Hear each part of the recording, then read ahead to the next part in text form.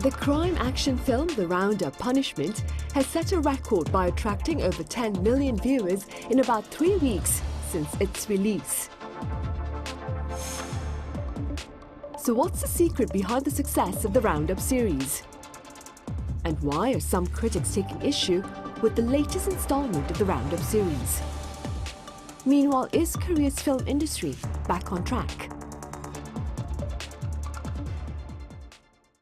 Hello and welcome. It's Friday here in Korea and you're watching Issues and Insiders. Now, today we touch upon a Korean blockbuster and the hype it's been creating in recent days and more. For this, I have Professor Soh Jae-young from the Seoul Institute of the Arts. Professor Soh, it's been a while. Welcome back. Nice to be back. Thank you. I also have film critic Pierce Conran with us. Pierce, welcome back as well. Pleasure to be back as always. Right, Professor Soh, the fourth installment of the Roundup series has also attracted over 10 million viewers. What would you say is the secret behind its continued success at the box office? I think it's incredible. Like, it's done it actually in fewer days than even the third installment of it. So I think it's 22 days where they reached the 10 million mark. I think right now, because the previous big hit was Exuma, which was also a big hit, over 10 million. It's now going 11 million audience members. But I think audiences are slowly coming back to the theaters, and also the weather is also helping. So I think the fact that, in Korea, there was a worry that, because of cinema prices, ticket prices, and sort of Netflix and all the OTTs, that people weren't going to cinemas. But, I think they're slowly coming back, so that's a good sign. And I think if you see all the movies that are successful, except for Exuma, which was kind of a new film, it's the familiarity. Like, sequels are basically movies where you already know the characters, you know what's going to happen, so it's the familiarity. And then we're going to talk about it later, but also just the fact that most of the movie chains out there, CGV, Megabox, all these theaters were just showing Roundup 4. So it was very easily accessible. So I think there's a variety of reasons what that's happening, but also the series itself is kind of formulaic in the fact that the first one is about a tough cop who basically cleans the streets of all the things. So it started in Korea with the first of the series started in Korea with sort of Chinese Koreans and their gangs here, and then the second movie started going outside of Korea, and so that sort of element of like a really tough cop and then a really bad villain formula that just keeps working in that crime series. And I think movies previous, like Lee Myung-sae's, Nowhere to Hide, and other sort of crime-related detective stories have really started that sort of crime genre going. And I think this is probably the most famous one yet. Right, and Pierce, the Roundup series as a whole, it's attracted over 40 million viewers. What do you suppose are the broader implications of this particular reality? The Roundup series is really just such an incredible phenomenon. I mean, 40 million viewers, as you say, it's just this, it's an incredible achievement. It's so many tickets sold. But we are in an era for the Korean film industry that has been very, very difficult during the pandemic, post-pandemic period.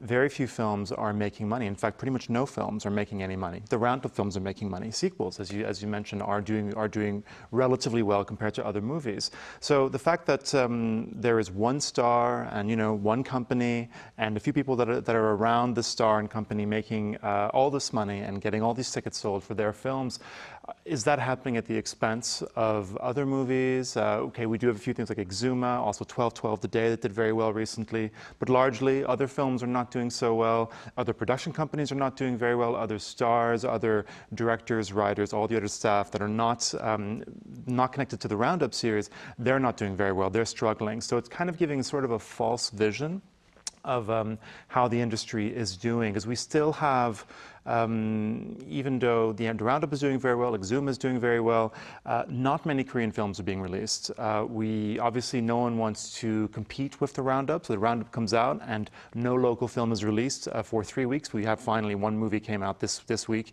and it still can't top what will now be the 4-week champion, the Roundup Punishment.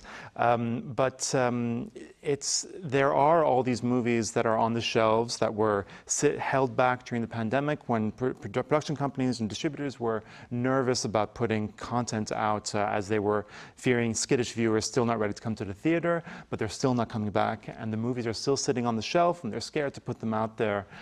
So is it okay now? Is 40 million viewers for the Roundup? That's very good for people involved, but is it good for the industry as a whole? It's not entirely clear yet. Right. And expanding on what Pierce has just said, Professor, so some critics, they have actually taken issue with the Roundup series, the latest one, the fourth installment. It's overwhelming occupancy, dominance that is, of screening slots. What are your thoughts on this? Well, we've had this problem domestically even before the pandemic and sort of Korea cinema sort of decline in recent years. The fact that, you know, certain films get much more theatrical sort of play. So, you know, basically it's a monopoly system, and we've had previous movies like Bong Joon-ho's The Host that just sort of took over all the cinemas, or you know, certain movies that, like one of the big, you know, like let's say CJ Entertainment, because they also have the distribution arm, they will really push for one film to be in the theaters longer and also in more. So this problem was recently talked about at the Jeonju Film Festival. On a forum about like sort of recovering the ecology of Korean film, and a couple of, you know, film production, you know, heads were talking about how, you know, basically if you just, as Pierce pointed out, if you just benefit one film, you're doing it at the expense of other production companies that are basically losing money, including Exuma, you know, because it played in the theaters for so long and it took up most of the screens. Many of the other films could not get a distribution sort of deal going with that. So. There's negative aspects of it, but I think considering the long picture, as Pierce pointed out, this isn't really sure yet, but I do feel like because it's been so bad in the last 2 years since COVID and post-COVID, whereas in other countries around the world, the cinema sort of going experience has kind of recovered somewhat better than we have. I think it's a slow turn, but I still think the fact that whether it's monopolies or whatever, the fact that we had 2 films, you know, you also mentioned the 12/12 movie as well. 3 films recently that I just remember people saying no Korean film will ever go 10 million at the box office ever after the pandemic, but we've already shown many films to do it. So yes, you're right. I think it's not yet determined if Korean cinema has recovered, and I do think it's a thing. But I've always said on the show that we're a small country. And the options of doing something else, you know, like if you had a big country where you go traveling or something like that. But at the end of the day, I think I was really hoping and also thinking that the audiences will come back to cinemas because, you know, the shock after the pandemic, you know, we're all used to watching it at home. You have a lot more choices at home. And then the shock of the theater tickets going up. But now people have kind of gotten used to the prices as well. I recently went to see a movie in Japan, and the prices are the same there as here. So it's pretty high, but at the same time, I think people, for the amount of money you pay, and right now, let's say you want to go to a sporting event, it's like the time essence, it's like you have to spend a lot more time.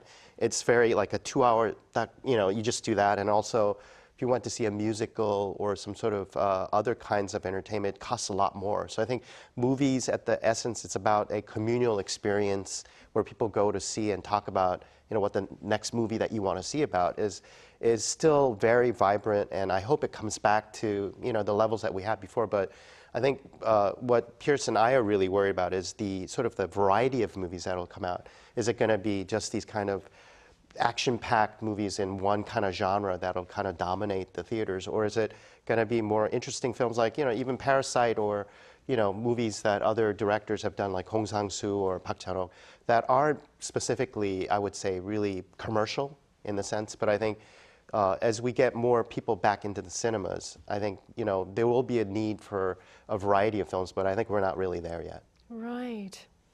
In the meantime, there appears there's also been a bit of criticism about the film production itself. I'm referring to the Roundup, The Punishment, the 4th installment, with some saying that this particular installment fails to live up to expectations. What are your thoughts?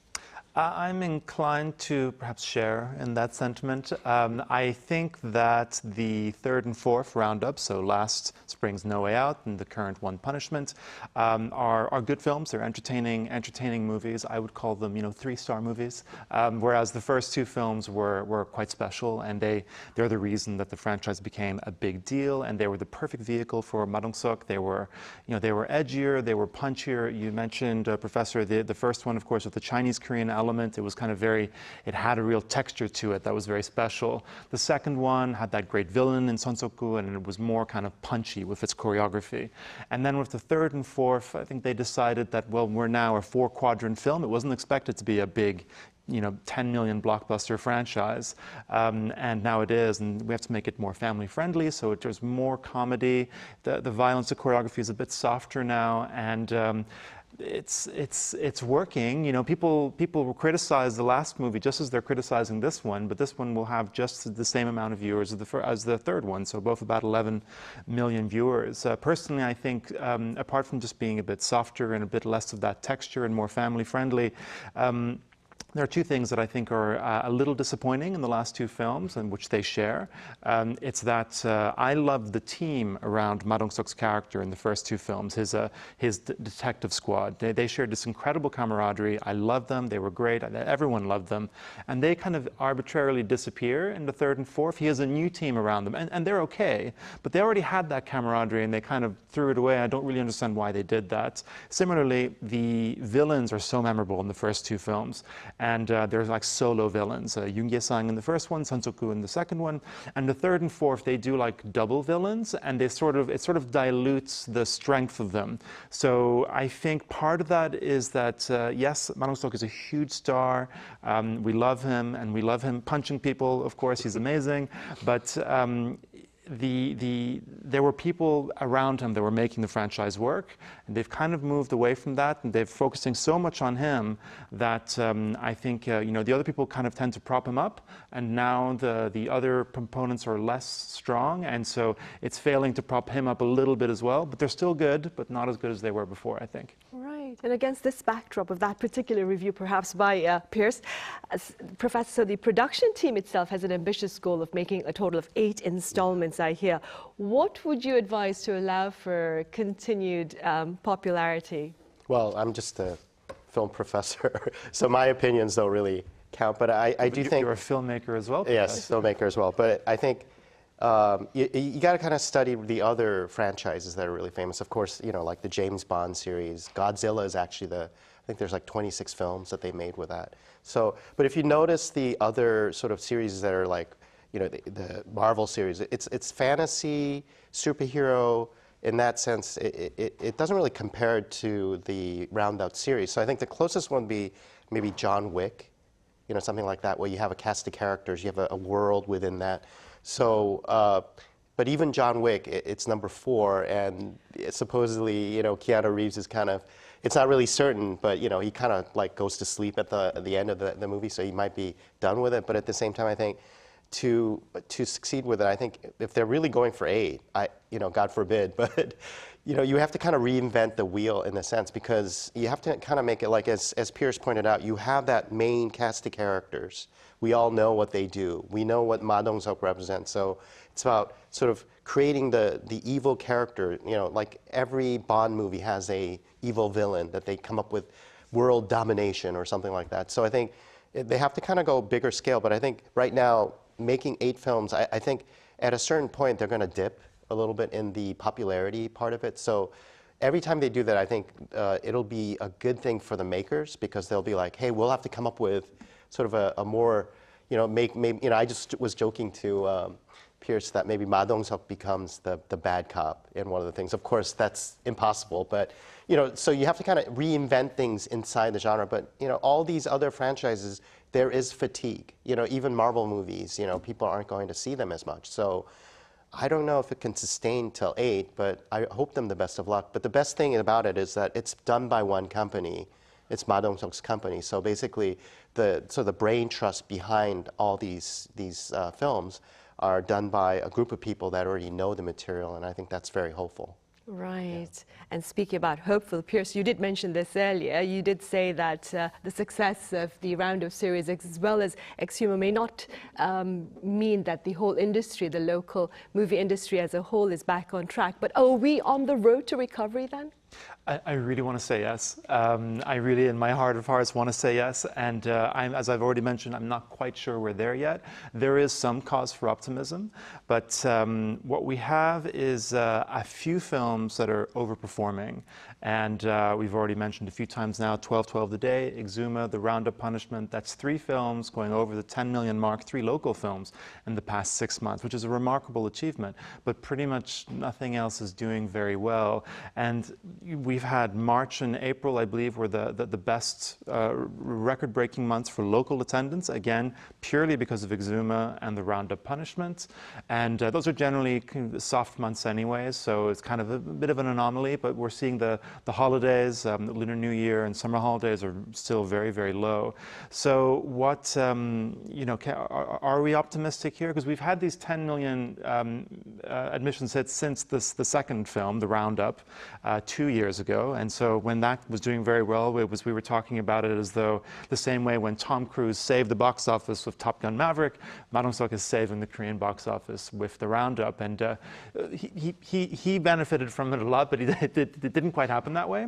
But now we are having these original films, as Professor you mentioned, like 12-12 The Day and Exhumer. So that is encouraging. And there are a few other films, like Citizens of a Kind earlier this year. There was a documentary, The Birth of Korea, and these both went over their break-even points. But still, the vast majority of films are not going over their break-even points. So I'm feeling the industry, from my position in the industry, I'm not feeling that there's a lot of confidence. There's some optimism that we're rounding a corner and we could get there, but people are still pretty skittish right now. But at the same time, people need to release films, because if people are nervous, it's like, we're not quite there, I'm not ready to kind of release this. If the content's not out there, people aren't going to see things. If it's a film coming out every 6 weeks, that's not the sign of a healthy industry. And, you know, appearance counts for a lot sometimes. So unfortunately, someone has to fall on their sword and put out some movies until it starts working again. But the industry is incredibly resilient. And as with many things in life, time and perseverance is the answer. So I think it's definitely coming back. Is it this year? Is it next year? I don't know, but it's definitely coming back. Fingers crossed for that. Professor, so beyond borders, the Cannes Film Festival is underway as we speak. Now, this year we have a few Korean works being screened, but out of competition. Could you tell us a bit about these productions? There's actually a very commercial film by director Yu Soo-won. It's the original film, I think it was called Veteran, but the new title is called I, the Executioner. So it's part 2 of that. Again, it's a crime story. Super cop versus the super rich was like the original one. But basically, there's that film. And then there's a film by Kim Yang called Walking in the Movies. So this is about a really incredible figure in Korean cinema, Kim Dong-ho, who basically started the Busan Film Festival. And it's a documentary about his sort of journey into how he put Korean films on the map. I think Parasite and all these movies that came about and became sort of internationally recognized films, because by establishing sort of Busan Film Festival, he really started to go around, promote Korean cinema all around the world. So the Cannes Film Festival is like one example where they really kind of decided to showcase a lot of Korean movies. So those are 2. And then there's one in the La Cinef section, which is a feature film called Forest of Echoes, which is a kind of a thriller, fantasy type of movie that's coming out as well. So we have 3 films, but right now I think Cannes Film Festival is very Korean film friendly. I would say it's one of the film festivals. Berlin Film Festival shows Hong Sang-soo's films a lot, but the one film festival, I think, you know, there's like the 3 big ones. It's like Venice, and Venice is sort of the whole. Like no Korean cinema really shows at Venice Film Festival. So I think I would like to see sort of more Korean films going to different international films, you know, not just Cannes, which of course Cannes is like one of the biggest film festivals, including, you know, basically when Parasite won the Oscar, the previous, you know, film competition it won, the Palme d'Or, was at Cannes as well. So consistently, you know, we're showing movies. Of course, out of competition sounds like, you know, these movies are being showcased. One is very commercial, so they have a commercial night, you know, showcasing that. One's a documentary, but I think a lot of people are like sort of disappointed by the fact that it's not in competition. But I've been to film festivals too, but I just feel like as a filmmaker, it's weird to compete with another film. It's not a race, you know what I mean? Like, if you have a race where you throw something and you measure how long it goes. I mean, film is not something you can really choose what is better or worse. So I think it's kind of an ironic thing where people really kind of focus on the awards. But I think the more important thing is a chance when you go to the film festivals to watch films that you would never get to see regularly. Simply to indulge in these Yes. screen productions. I'd have to agree with you there, Professor Soh. And as always, thank you very much for your time and your thoughts today. And Pierce, thank you very much for your insights. My pleasure. Thanks for having me again. Right. Well, that ends this week's editions of Issues and Insiders. Thank you for watching. Have a great weekend. See you same time next Monday.